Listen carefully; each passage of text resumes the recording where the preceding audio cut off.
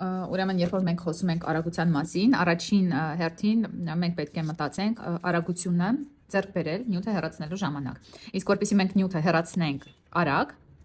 մեզ հարկավոր է համապատասխան ֆրեզա։ Դե այն, որ ֆրեզաները ունեն գծանշման տեսակներ, կարմիր, կապույտ, դեղին, այդ ամեն ինչի մասին դուք արդեն շատ լավ գիտեք, ու եթե մենք հեռացում ենք ամուր ծածկույթ, մեզ հարկավոր է կապույտ կամ կանաչ գծանշմով ֆրեզաներ։ Այդ ամեն ինչը արդեն դուք գիտեք։ Բայց արդյոք դուք գիտեք, թե ինչ ձևի պետք է լինեն այս հատվածները, զուգչիկները։ Ուշադիր եկեք նայենք, տարբերակները ես ձեզ ցույց տալիս։ Այս ֆրեզան, հիմա ես իրան դանդաղ պտտացնեմ, դուք նայեք։ Տվերդասպլավ ֆրեզայա, այո, կանաչ գծանշումով, ու հիմա ուշադիր նայեք, ինքը ինչ ձևի է։ Ինքը պապիրեչն է, այսինքն իր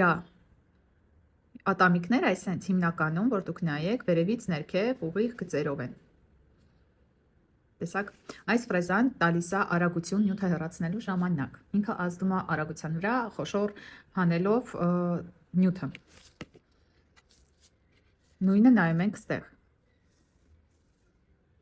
Նույն պապիրեչնի ֆրեզան է։ Նույնպես ինքը ազդում է նյութը արագ հանելու վրա։ Սա սովորական ֆրեզան է, որին որ բոլորս սովորենք, տեսեք, իր ատամիկները սենց ասեմ, փախլավայի նման են, հա, մի կողմից են գալիս ու մյուս կողմից, սենց եռանկյունոտ, ահա, երևում է։ Սրանք սովորական են, իրանք չեն տա ձեզ այն արագությունը, ինչը որ կտա պապիրեչնի ֆրեզան, այսպես։ Իսկ հիմա ուշադրություն դարձնենք այս ոսկեգույն ֆրեզային, այսա կրեսցովա պապիրեչնի ֆրեզա է, դες ինքը ունի համբերևից ներքև գծեր և աչից ձախ ուղիղ գորիզոնտալնի։ Դե հիմա նայեք, համեմատեք